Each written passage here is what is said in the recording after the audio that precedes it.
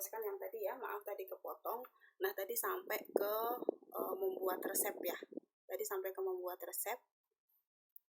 Nah, contohnya kayak cilok. Tadi cilok bahannya ada tepung terigu. Tepung terigu misalkan tadi 30 gram. Kemudian ada tepung tapioka. Itu ada misalkan 20 gram. Misalkan ada daging biawak misalkan ya. Nah, daging biawak mentah 20 gram.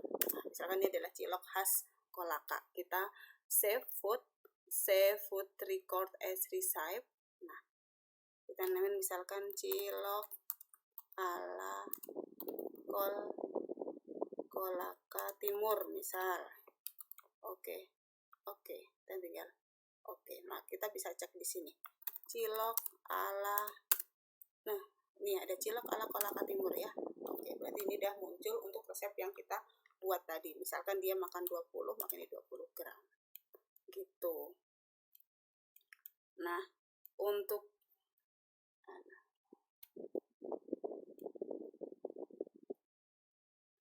itu untuk cilok ya.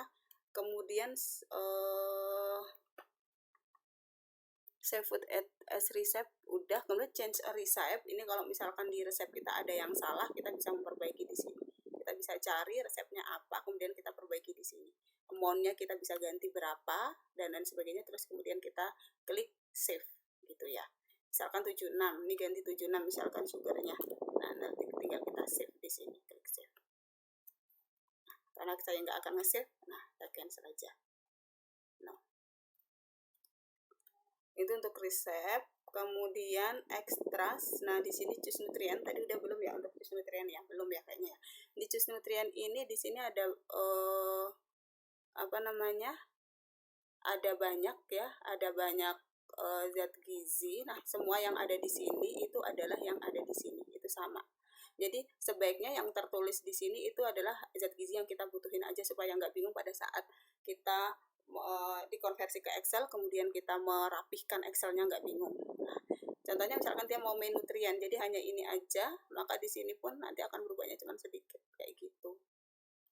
Nah, terus misalkan kita mau menambahkan, kita misalkan ini hanya main nutrien hanya ini ya, terus kita mau tambahin vitamin iron misalkan, kita tinggal drag aja ke sini gitu.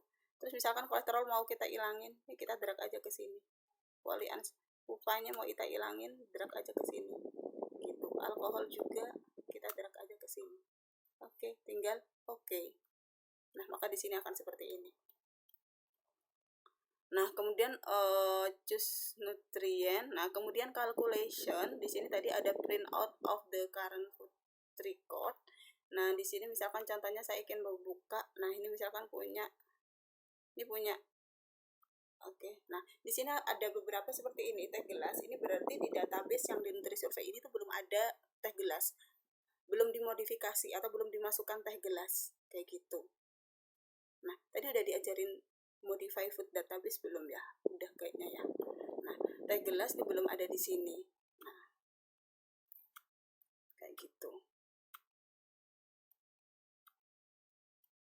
Ini kemudian saya coba buka pakai NutriSurvey yang saya gunakan untuk membuat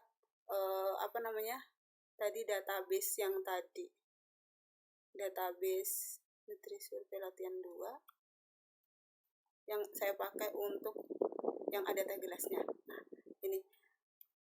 Nah, untuk mengentry data asupan tadi saya menggunakan NutriSurvey ini. Nah, jadi ketika saya buka, contohnya open, nah nggak akan ada kayak teh gelas, itu tetap akan ada, maksudnya nggak akan kejadian kayak tadi karena saya menggunakan NutriSurvey yang sudah saya modify. Jadi nanti ketika kalian di lapangan, kalian sudah memodify NutriSurvey kalian, ketika kalian membuat data kalian, gunakanlah NutriSurvey yang kalian gunakan untuk entry yang sudah dimodifikasi tadi. Karena kalau gunainnya pakai NutriSurvey yang lain ya nanti kejadiannya kayak yang tadi. Nah, kemudian di sini kita bisa lihat ini adalah formatnya. Nah, saya lebih suka ini kalau misalkan untuk format entry di NutriSurvey itu seperti ini, ada jamnya kayak gitu. Ini sesuai dengan yang tertulis di recall. ya. Kemudian di sini misalkan jam 5.30, 6, 13.30 itu. Cuman ini suka-suka sih. Ada beberapa yang suka lebih ke breakfast, lunch kayak gitu juga nggak masalah. Terus kayak sayur sop itu saya lebih suka kayak di breakdown kayak gini. Karena sebenarnya kan sayur sop misalkan contoh di database ini kan ada ya, tapi saya kurang nggak serak kalau misalkan saya menggunakan yang ada di database, karena saya nggak tahu apakah komposisi yang di database itu sama nggak dengan yang ada di yang dikonsumsi oleh responden saya kayak gitu. Nah, makanya saya lebih suka untuk breakdown. Jadi misalkan ada responden yang makan sayur sop, kira-kira sayur sopnya yang dimakan itu yang isi apa aja sih? Kentangnya, misalkan dia sayur sopnya isi kentang, kol, wortel, buncis, yang dimakan berapa sih? Kayak gitu. Nah, kemudian kayak gini ya. Terus sayur sop, makanya di sini untuk sayur sop dia nggak ada nominalnya ya. Nah, ketika menulis ini jangan di enter. Kalau menulis ini sayur sop di enter, nanti kita disuruh untuk memasukkan amount di sini. Jadi kalau cuma buat heading, setelah kita tulis sayur sop langsung klik di bawahnya kayak gitu. Terus nah setelah itu, nah kira-kira kayak gini. Terus print out of the current food record. Nah, ini kayak gini ya. Current food record. Nah, ini misalkan analisis of several food record. Nah, kalau kayak yang current food record di sini saya nggak bisa karena saya udah disetting untuk Excel di NutriSurvey ini. Terus kalau misalkan kita mau menganalisis untuk semua untuk semua responden, maka kita bisa klik tadi analisis of several food record. Kita kemudian, kalau ini kebetulan langsung kebuka ya, jadi kalau nggak langsung kebuka kalian cari di save di mana, ini di folder mana, kemudian kita klik OK. Nah, maka akan muncul di Excel seperti ini.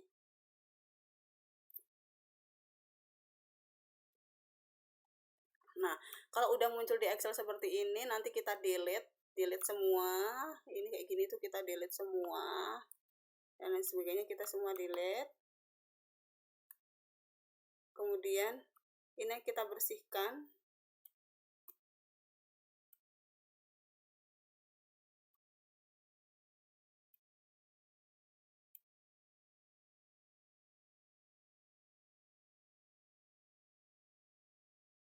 Nah,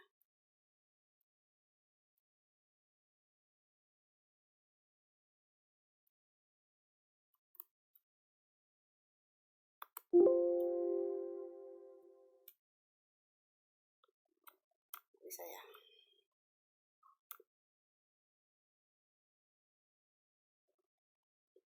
Nah, ini kita delete aja.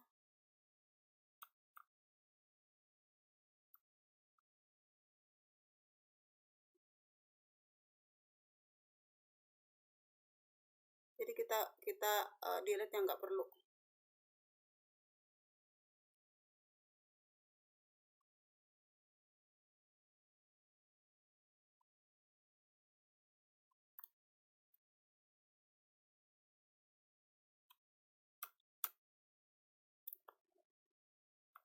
Nah, ini anggap aja nggak ada wis ya.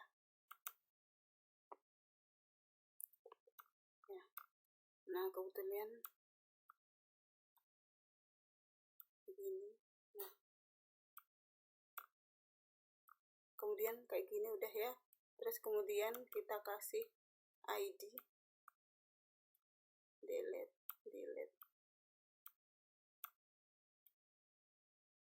Kita kasih ID. Nah, ID di sini yang ada di kuesioner tuh ID-nya apa untuk responden ini. Kemudian kita sesuaikan yang di kuesioner, karena nanti setelah dari Excel ini kita akan convert ke SPSS. Kemudian dari SPSS jadi kita punya SPSS dataset SPSS untuk asupan. Kemudian dari dataset SPSS asupan kita merge dengan dataset SPSS yang hasil entrian kuesioner kayak gitu. Jadinya kita nggak akan salah dalam menginput angka-angka ini, karena kalau manual kita input di SPSS biasanya kita sering salah kayak gitu. Nah, terus kalau misalkan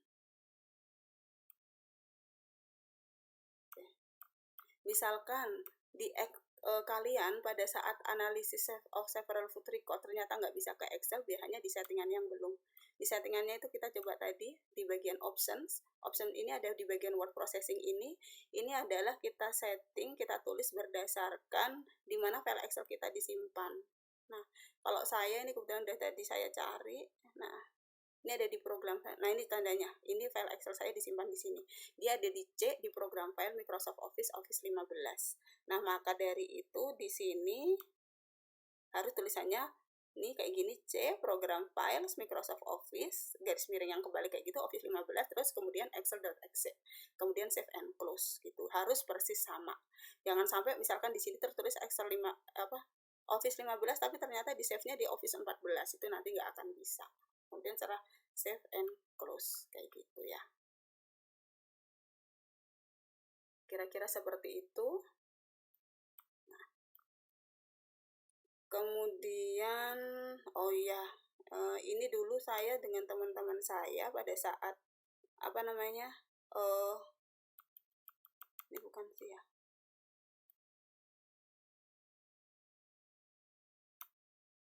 Dulu saya dengan teman-teman saya tuh kita bikin makanan-makanan kayak makanan kemasan sama makanan-makanan lokal yang perlu resep, itu saya kompilasi, kemudian saya bagi-bagi. Nah, contohnya mana ya? Rekapitulasi.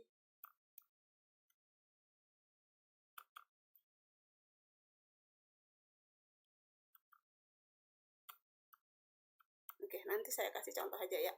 Jadi, untuk makanan-makanan kemasan kita bagi-bagi dengan yang lain. Ini kayak gini. Nah, ini makanan kemasan ya, ada banyak. Dulu kita bagi-bagi jatahnya, ini nyari makanan apa. Jadi dari hasil recall kita lihat kira-kira mana yang nggak ada di database Nutrisurvey, kemudian kita cari, kita beli, atau kita lihat informasi nilai gizinya, kemudian kita hitung. Demikian juga untuk makanan olahan, kita cari makanan tersebut, kita tanya resepnya, kemudian kita hitung, baru kemudian kita modifikasi food database. Nah, kalau udah dimodifikasi food database-nya di satu Nutrisurvey, kemudian kita share ke teman-teman yang lain gitu, supaya Nutrisurvey yang digunakan adalah database-nya modifikasinya itu sama. Oke, dari saya kurang lebih seperti itu ya. Kalau ada pertanyaan kita bisa share di forum.